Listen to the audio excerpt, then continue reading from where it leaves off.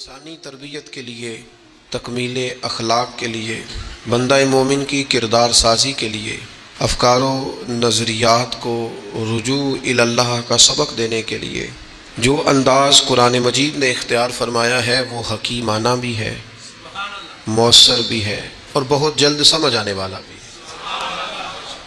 انسان کے ذہن و فکر میں جتنی چیزیں ابھر سکتی ہیں ان سب کے جوابات بھی، اس کو اپنی تعمیر کے لیے کن چیزوں کو اختیار کرنا چاہیے ان کے اختیار کرنے کا اسے پیغام بھی، اور پھر اس کے نتیجے کے طور پر اللہ کی بارگاہ سے اسے ملے گا کیا اس انعام کا اعلان بھی۔ قرآن مجید فرقان حمید کا یہ خاص خاصہ ہے۔ قرآن حکیم کی سورہ انفال میں سے 3 آیات میں نے تلاوت کی ہیں۔ اللہ کریم نے دیکھیے یہاں ان تینوں آیات کے اندر کس مؤثر انداز میں اور کس خوبصورت پیرائے کے اندر ہمیں سمجھایا ہے کہ ہم نے اپنی زندگی اس طرح کی بنانی ہے کہ رب رسول کی بارگاہ میں قبول ہو جائے، اللہ کے انعامات نصیب ہوں۔ ارشاد فرمایا یا ایھا الذین آمنوا لا تخونوا اللہ والرسول، اے ایمان والو اللہ اور اس کے رسول سے خیانت نہ کرو، رب رسول سے خیانت نہ کرنا۔ وَتَخُونُوا أَمَانَاتِكُمْ وَأَنْتُمْ تَعْلَمُونَ، اور آپس میں بھی ایک دوسرے کے ساتھ خیانت نہ کرنا حالانکہ تم جانتے ہو۔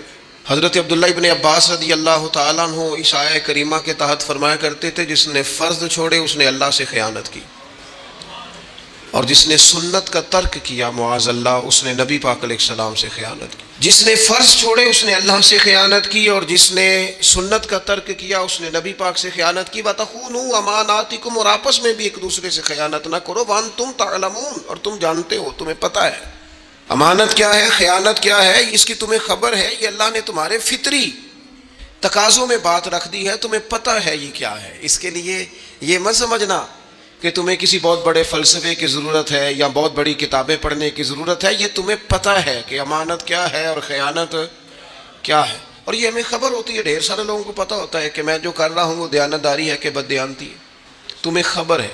پھر ساتھ ہی آگے فرمایا بددیانتی بندہ کیوں کرتا ہے، کون سی چیزیں سبب بنتی ہیں بددیانتی کا۔ فرمایا وَاعْلَمُوا أَنَّمَا أَمْوَالُكُمْ وَأَوْلَادُكُمْ فِتْنَةٌ، فرمایا خوب جان لو کہ تمہارے مال اور تمہاری اولاد فتنہ ہے، یہ تمہارے لیے آزمائش ہے۔ مال کی محبت میں بددیانتی کرتے ہو، اولاد کے لیے جمع کرنے کے لیے بددیانتی کرتے ہو، تو فتنہ ہے، ان کو دیکھ کر بددیانتی کر رہے ہو۔ دیکھیے پہلے کہا بددیانتی نہ کرو، خیانت نہ کرو، اور ساتھ ہی جو چیزیں اس کا سبب بنتی ہیں، جو اس کی وجہ بنتی ہیں، ساتھ ہی ان کا ذکر فرما دیا۔ فرمایا مال اور اولاد اچھی طرح سمجھ لو یہ فتنہ ہے، یہ آزمائش ہے۔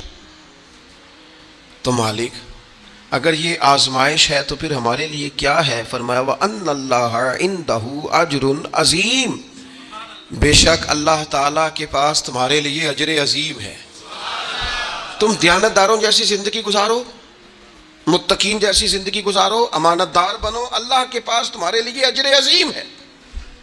اور پھر آگے ارشاد فرمایا یا ایھا الذین آمنوا ان تتقوا اللہ یجعل لکم فرقان، اے ایمان والو اگر تم اللہ تعالیٰ سے ڈرتے رہو گے تو وہ تمہارے اندر حق اور باطل میں تمیز کرنے کی قوت پیدا کر دے گا، وہ تمہیں نور بصیرت عطا کر دے گا۔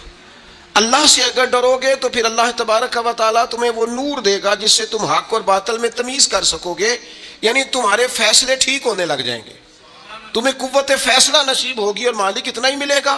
تو 3 باتیں اس آیہ کریمہ میں ارشاد فرمائی۔ فرمایا ایک تو اللہ تمہیں فرقان دے گا، حق اور باطل میں تمیز کرنے کی قوت دے گا، اور دوسرا فرمایا وَيُكَفِّرْ عَنْكُمْ سَيِّئَاتِكُمْ، اللہ تمہارے گناہوں کو دور کر دے گا،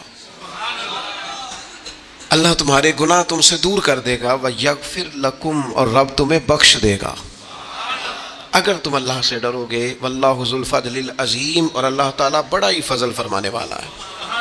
زندگی میں کچھ چیزیں طے کر لیں، بددیانتی ٹھیک نہیں ہوتی۔ جو آدمی ذرا سا بھی خائن ہوتا ہے نا تو وہ صرف مال کا خائن نہیں رہتا، وہ رازوں کا خائن بھی ہو جاتا ہے۔ وہ صرف پیسوں کی ہیرا پھیری نہیں کرتا، وہ تعلقات اور رشتوں کی ہیرا پھیری بھی کرتا ہے۔ وہ تو پھر اسلامی حکومت کے راز بھی کھولنے شروع کر دیتا ہے۔ جو لوگ بددیانت ہو جاتے ہیں وہ پھر اتنے زیادہ بددیانت ہو جاتے ہیں کہ اپنے آپ کے ساتھ بھی امانت دار نہیں رہتے۔ جن کو جھوٹ بولنے کی عادت ہو جاتی ہے وہ اپنے آپ کے ساتھ بھی سچ نہیں بول. فرمایا لا تخون اللہ والرسول، اللہ رسول سے خیانت نہ کرنا، کبھی خائن نہ بننا. حضرت انس بن مالک رضی اللہ تعالیٰ عنہ فرماتے ہیں مجھے یاد نہیں کہ نبی پاک علیہ السلام نے ہمیں کبھی خطبہ دیا ہو اور خطبے میں امانت داری کا ذکر نہ فرمایا ہو. نہیں، ہر خطبے میں حضور فرماتے کہ اس کا کوئی دین نہیں جو امانت دار نہیں. یہاں بڑی ڈبیٹ ہوتی ہے، بڑے لوگ بیٹھتے ہیں اور بڑی جناب گہری باتیں ہوتی ہیں اور بڑا فلسفہ بیان کیا جاتا ہے اور کہتے ہیں ہم ذرا غور کریں، مل کے بیٹھیں اور دیکھیں کہ اس ملک کے بگڑنے کا سبب کیا ہے. کیا قانون کی پابندی نہیں ہو رہی؟ کیا معیشت اور معاشرت کا مسئلہ ہے؟ کیا ہر ادارہ اپنے دائرہ کار میں نہیں رہ رہا؟ کیا قانون کی بالادستی نہیں ہے؟ لوگ مختلف قسم کے ہیلے بہانے ڈھونڈتے ہیں کہ یہ وجہ ہے. قرآن مجید کی ان آیات اور احادیث کو سامنے رکھ کے میں کہتا ہوں میرے ملک کا سب سے بڑا مسئلہ بددیانتی ہے. یہاں سے خیانت ختم کر دی جائے، بددیانتی چھوڑ دی جائے، سارے مسئلے ٹھیک ہو جائیں. خیانت نہ کی جائے، کوئی نہ خیانت کرے، نہ رب سے کرے، نہ رسول سے کرے، نہ دین سے کرے، نہ اپنے منصب سے کرے، نہ اپنی سیٹ سے کرے، نہ اپنے عہدے سے کرے، نہ اپنے لوگوں سے کرے، نہ اپنے کارکنان سے کرے، نہ اپنے ووٹر سے کرے، نہ اپنے سپورٹر سے کرے. نہ کرے بددیانتی. پیر اپنے مریدوں سے کبھی نہ کرے، مرید اپنے شیخ سے کبھی نہ کرے، استاد اپنے شاگردوں سے بددیانتی کبھی نہ کرے، شاگرد پڑھنے میں اور سبق کو سمجھنے میں کبھی بددیانتی نہ کریں. یہ بددیانتی نکال دی جائے، دیانت دار انسان ہو جائے، دیانت دار. حضرت سیدنا عمر فاروق رضی اللہ تعالیٰ عنہ ارشاد فرمایا کرتے تھے، یہ کنز المال میں موجود ہے. حضرت عمر نے کہا ہے، میں نہیں کہہ رہا. حضرت عمر نے کہا ہے، میں نہیں کہہ رہا. سیدنا فاروق اعظم کا قول ہے، کنز المال میں موجود ہے. میں حوالہ دکھا سکتا ہوں پر میں نہیں کہہ رہا، پھر کہہ رہا ہوں. انہی کی محفل سوارتا ہوں، چراغ میرا ہے رات ان کی، انہی کے مطلب کی کہہ رہا ہوں، بس یہ زبان میری ہے، باقی بات ان کی. انہی کی محفل سوارتا ہوں، چراغ میرا ہے رات ان کی، انہی کے مطلب کی کہہ رہا ہوں، زبان میری ہے بات. حضرت عمر فاروق رضی اللہ تعالیٰ عنہ فرماتے ہیں کسی شخص کی نماز اور کسی شخص کا روزہ تمہیں دھوکے میں نہ ڈال دے. ہاں فرماتے ہیں کسی کا نماز روزہ تمہیں دھوکے میں نہ ڈال دے. فرمایا چاہے وہ روزہ رکھے، چاہے وہ نماز پڑھے، جب تک وہ امانت دار نہیں اس کا کوئی دین نہیں. فرمانے لگے پڑھ نماز جتنی مرضی، رکھ روزے جتنے مرضی، لیکن اگر تو دیانت دار نہیں تو پھر تیرا کوئی بھی دین. کیا معنی سمجھ لیا لوگوں نے کہ بعض رسومات میں بعض چیزوں کو قید کر لیا تو دیندار ہو گئے؟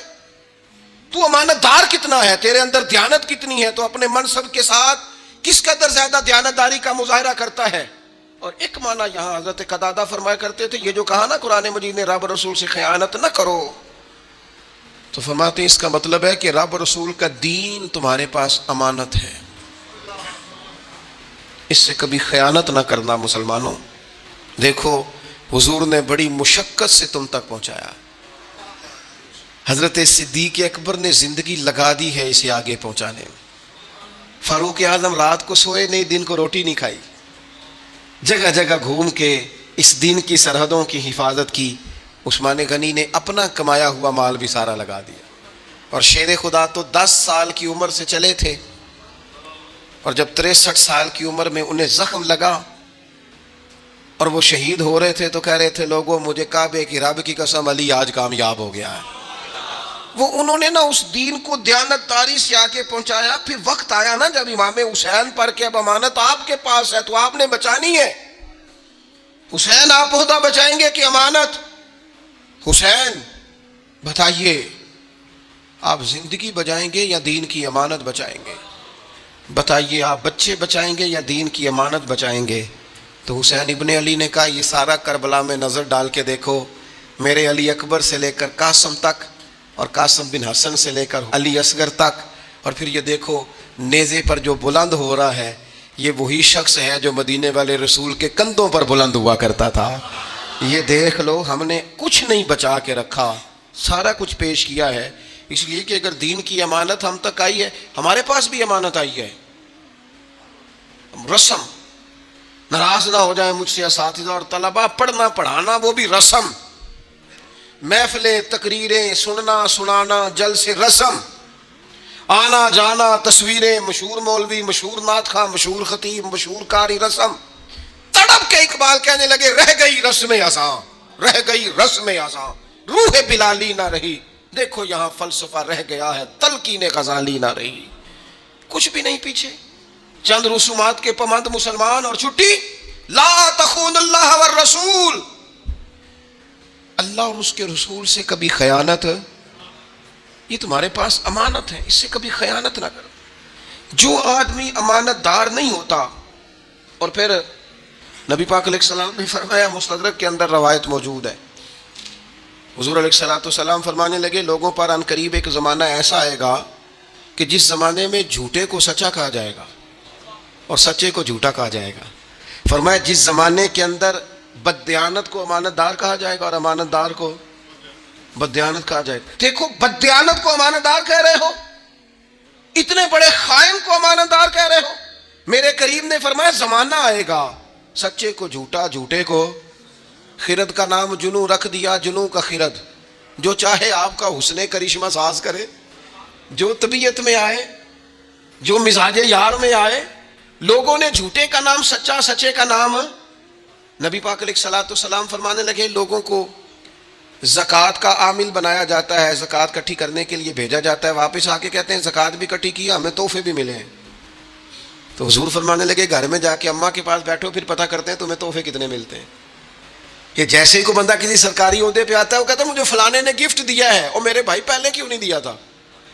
یہ تیرے عہدے کا ہدیہ ہے، یہ تیرے عہدے کا گفٹ ہے، تیرا گفٹ نہیں ہے. یاد رکھیے گا، بددیانتی نہیں، خیانت نہیں، کسی مقام پر بھی جھوٹ نہیں. یہ بندے کو کمزور بندہ نہ. میں ان ساری باتوں کا نچوڑ اپنے لفظوں میں کہنے لگا ہوں. میں کوئی بڑا آدمی نہیں ہوں کہ میرا کوئی قول ہو یا میرا کوئی قول بیان ہو. ان ساری باتوں کا نچوڑ اور ڈھیر ساری چیزیں پڑھنے کے بعد ایک بات آپ کے سامنے رکھنے لگا ہوں. اسے یاد رکھنا، جو آدمی بددیانت ہو جاتا ہے نا، خائن ہو جاتا ہے نا، خیانت کرتا ہے، وہ آدمی اپنے آپ کے ساتھ بھی مخلص نہیں رہتا. اقبال کہنے لگے اپنے من میں ڈوب کر پا جا سراغ زندگی، اور چل تو اگر میرا نہیں بنتا اپنا تو بن. اے اپنا ہی بن جا اپنے آپ کے ساتھ. لیکن بددیانت آدمی کبھی اپنے آپ کے ساتھ بھی مخلص ہے. تو اگر میرا نہیں بنتا نہ بن، اور چل اپنا ہی بن، لیکن اپنا بننے کو بھی تیار، خیانت نہ کرے زندگی. اور جہاں تک اس بات کا تعلق ہے کہ خیانت کیوں ہوتی ہے، میں جی بچوں کے لیے کما رہا ہوں. بچوں کے رازق آپ ہیں کہ اللہ ہے؟ کہتے ہیں بچوں کے لیے کر رہا ہوں. اچھا بچوں کے لیے کوئی نہیں کرتے، بچوں کے لیے کما رہا ہوں. مکان بچوں کے نام ہے کہ ابا جی کے؟ بینک بیلنس ایسے ہی بچوں کے لیے کما رہے تو دے نا بچوں کو، تیرا پتہ چلے. کرنا وقت پہ نام. بچوں کو تو آخری دن تک کہہ رہا ہے یہ نہیں ملتی تو کوئی شے. یہ تو بات دیکھوں گا جب تم میرے فرما بردار ہوگے تو پھر دیکھوں گا کسی کو کیا دینا. اللہ فرماتے ہیں کیا دھوکہ دے رہا ہے اپنے آپ کو. اولاد کی بات کرتا ہے، مال کے لیے دوڑتا ہے. فرمایا وَاعْلَمُوا أَنَّمَا أَمْوَالُكُمْ وَأَوْلَادُكُمْ فِتْنَةٌ. خوب جان لو یہ مال اور اولاد. نبی پاک علیہ السلام کی بارگاہ میں ایک بچہ لایا گیا تو حضور نے اس سے پیار کیا اور بوسہ لے کے حضور فرمانے لگے یہ جو اولاد ہے نا، یہ بندے کو بخیل بھی کر دیتی ہے اور بزدل بھی کر دیتی ہے.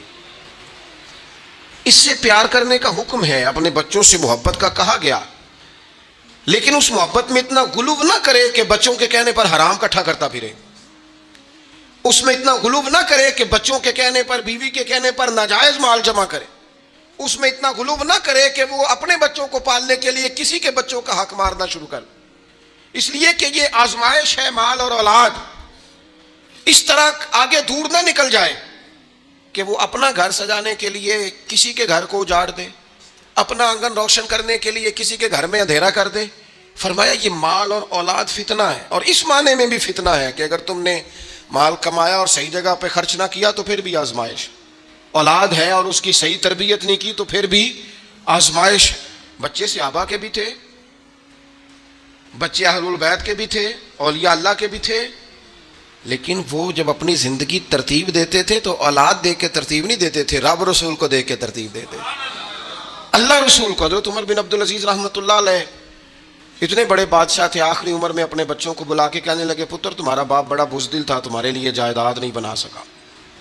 کہا بجی آپ تو بڑے بہادر ہیں، اتنے مار کے فتح کی. یہ فرمانے لگے نہیں میں بزدل تھا, میں دوزخ کی آگ سے ڈر گیا, ناجائز نہیں اکٹھا کر سکا تمہارے لیے, بزدل تھا تمہارا باپ, میں نہیں کر سکا تمہارے لیے, اس لیے کہ میں اگر تمہاری ضروریات دیکھتا تو پھر اور بات تھی, لیکن میں نے تمہاری ضروریات نہیں دیکھی, میں نے رب رسول کی ہدایات دیکھی ہے, اس طرف میری توجہ گئی ہے. میں اولاد کو سامنے رکھ کے بلیک میل نہیں ہوا, میں نے اللہ رسول کے دین کو فوقیت دی ہے, اس کو میں نے فتنے کو فتنہ ہی جانا ہے, میں نے اسے کبھی بھی ذہن اور دماغ پر سوار نہیں کیا. حضرت عمر فاروق رضی اللہ تعالیٰ عنہ کے بیٹے ملک سے باہر گئے اور تجارت کر کے, باقی لوگ بھی گئے تھے لیکن حضرت عمر کے بیٹے ذرا زیادہ نفع کما کے لائے تو جناب فاروق اعظم فرمانے لگے تجھے زیادہ نفع کیوں ہوا؟ کہنے لگے لوگوں نے مال زیادہ خریدا ہے. فرمایا لوگوں کو پتہ چل گیا ہوگا تو عمر کا بیٹا ہے, تو امیر المومنین کا بیٹا ہے.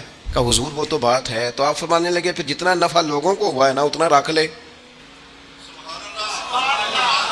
اور باقی مال غنیمت میں جمع کرا, اس لیے کہ وہ تیرا نفع نہیں ہے, وہ جس عہدے پہ تیرا باپ بیٹھا ہے اس عہدے کے نام کا نفع ہے, اسے جمع کرا. اپنے معاملات کو سمجھیں, چیزوں کو دیکھیں, ان پر غور کریں, تفکر کریں, فکر کریں.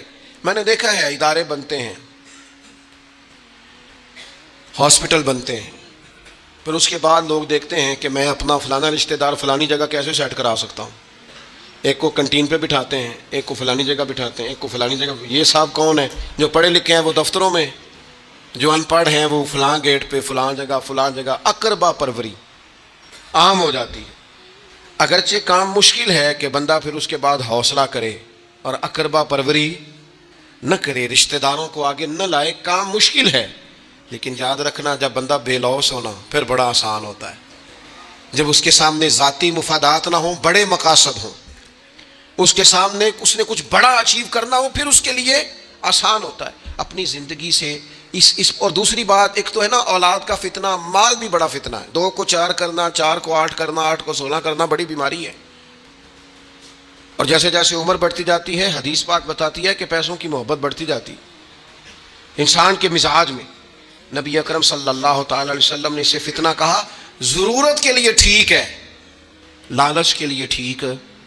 ہر شے پیسے نہیں یار, پیسوں سے صحت خریدی جاتی تو کبھی مالدار بیمار نہ ہوتے, پیسوں سے عزت خریدی جاتی تو پھر کبھی بھی کسی غریب کے حصے میں عزت نہ آتی, پیسوں سے زندگی خریدی جاتی تو شاید کبھی امیروں کو موت نہ آتی. یہ فتنہ ہے, اسے فتنہ سمجھا جائے. اور پھر آگے ارشاد فرمایا یہ 2 چیزیں فتنہ ہیں, لیکن فرمایا وَأَنَّ اللَّهَ عِنْدَهُ أَجْرٌ عَظِيمٌ, اللہ کے پاس تمہارے لیے بڑا اجر ہے, بڑا اجر ہے رب کے پاس. یا ایھا الذین آمنوا ان تتقوا اللہ یجعل لکم فرقان, اے لوگوں اگر تم اللہ سے ڈرو گے تو اللہ تمہیں حق و باطل میں فرق کرنے کی قوت عطا کرے گا. زندگی میں انسان سے صحیح فیصلے ہو جائیں یہ بھی بہت بڑی نعمت ہے. ہمارے ہاں لوگ سمجھتے ہیں میں اپنی چالاکی سے فیصلے کروں گا, چالاکی سے کام نہیں چلتا. اللہ کی دی ہوئی توفیق سے اگر بصیرت نصیب ہو جائے نا, اور یہ بصیرت تقوی سے نصیب ہوتی ہے. نبی پاک علیہ الصلوۃ والسلام فرماتے ہیں سب سے بڑی حکمت اللہ کا خوف ہے, اور فرمایا جب آدمی رب سے ڈرتا ہے تو اللہ اس کی زبان پر حکمت کے چشمے جاری کر دیتا ہے, دانائی ملتی.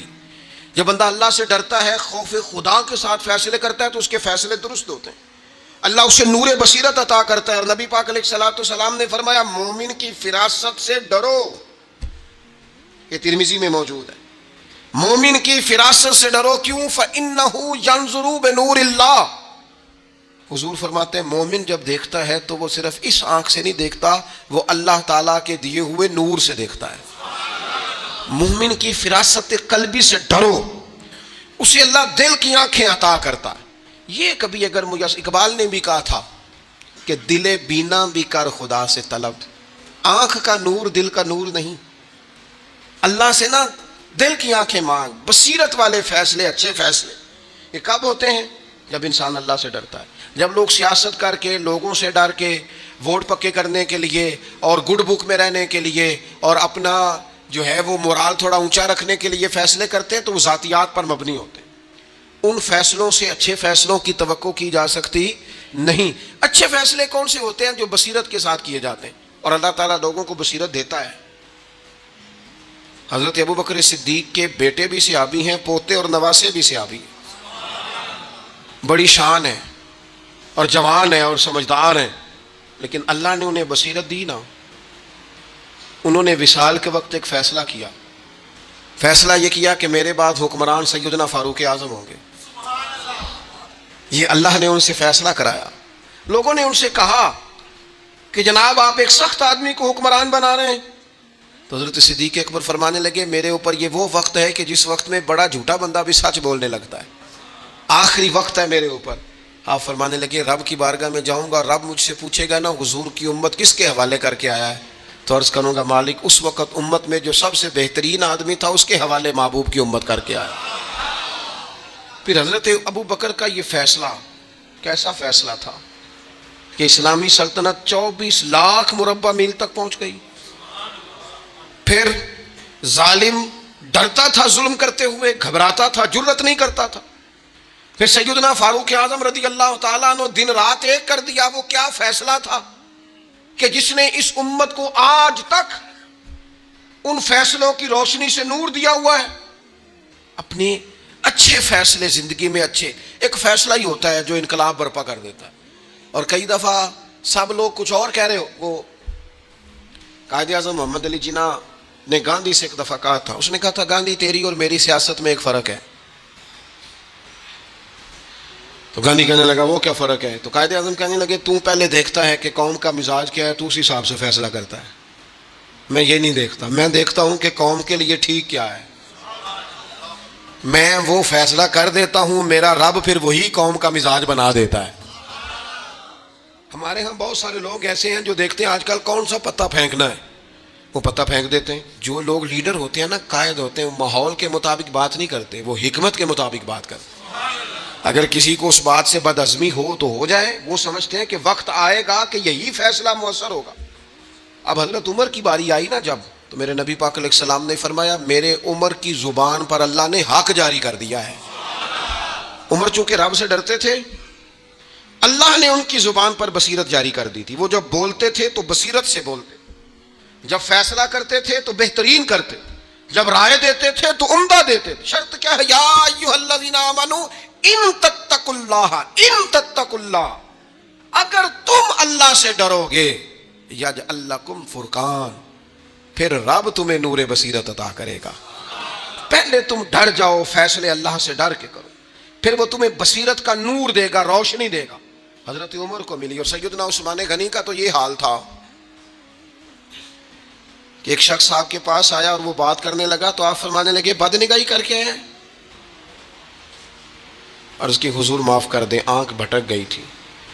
حضرت سیدنا عثمان غنی کہنے لگے تیری آنکھوں میں مجھے زنا کے اثرات نظر آ رہے ہیں، تو دوسروں کی شکایتیں کر رہا ہے، دوسروں کے پردے کھول رہا ہے، حالانکہ اپنا تیرا یہ حال ہے۔ یہ نور بصیرت۔ اور پھر سیدنا مولا علی شیر خدا رضی اللہ تعالی عنہ، حضرت علی کو تو پھر حضور نے فرمایا نا میں حکمت کا شہر ہوں، علی اس کا دروازہ ہے۔ ان کا تو پھر ماحول اس طرح کا تھا کہ وہ جو کسی سے فیصلہ نہیں نہ ہوتا تھا وہ حضرت علی چٹکیوں میں کر دیتے تھے۔ رات کا اندھیرا تھا، کوئی خاتون تھی جو اس وقت طبی معائنے کرتی تھی خواتین کو، بچے کی ولادت کے وقت لوگ اس کے گھر میں لے جاتے تھے، سمجھ لیں جس طرح آج کلینک ہوتے ہیں ڈاکٹروں کے۔ اس خاتون کے گھر میں 2 اکٹھے بچے پیدا ہوئے، رات کا وقت تھا، اندھیرا تھا، چراغ اچانک گل ہو گیا۔ اب ایک کے ہاں بیٹی ہے، دوسرے کے ہاں بیٹا ہے۔ تو حضرت علی المرتضیٰ شیر خدا کرم اللہ تعالیٰ وجہ الکریم کی بارگاہ میں فیصلہ آیا، حضور دونوں کہہ رہی ہیں بیٹا ہمارا ہے، فیصلہ کریں۔ ہر قاضی پریشان ہے، گواہ ہے کوئی نہیں، رات کا وقت ہے، اندر 2-3 عورتیں ہی ہیں، پتہ ان کو بھی کوئی نہیں، کیسے فیصلہ کریں؟ تو حضرت علی کہنے لگے مشکل بات ہی کوئی نہیں۔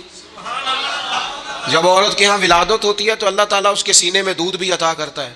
فرمایا تھوڑا تھوڑا دودھ دونوں کا نکال کے تول لو، جس کا دودھ وزنی ہوگا بیٹا اس کا ہے۔ حضور یہ آپ نے کہاں سے فیصلہ کیا؟ فرمانے لگے قرآن پاک سے۔ کہا وہ کس طرح؟ فرمانے لگے اللہ نے قرآن میں بیٹے کا حصہ ہی ڈبل رکھا ہے۔ یا ایھا الذین آمنوا ان تتقوا اللہ یجعل لکم فرقان، اگر تم اللہ سے ڈرو گے تو اللہ تمہیں نور بصیرت عطا کرے گا۔